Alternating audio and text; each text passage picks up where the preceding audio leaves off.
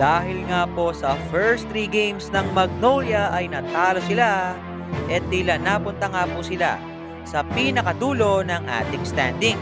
Kung saan halos wala nga po ang nag-expect dahil nga sila nga ang nag-champion last Governor's Cup. Kung kaya't kanina nga po ay pinatunayan nila ito sa Meralco. Kaya naman sa ating video mga kabiboy ay atin nga pong pag-uusapan yan. Pero kung bago ka pa lang sa aking channel ay huwag mong kalimutang mag-subscribe.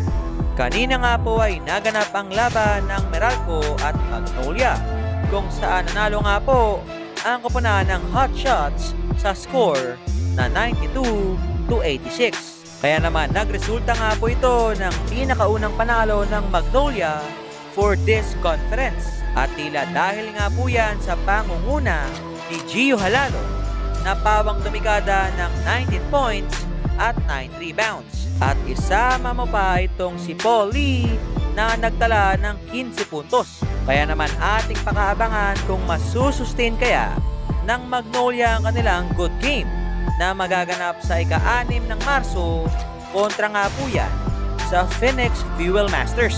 Kaya naman yun, hanggang dito na lang at maraming salamat sa inyong pagsubaybay. And once again, this is me, Bob GameStyle TV, saying, bye-bye!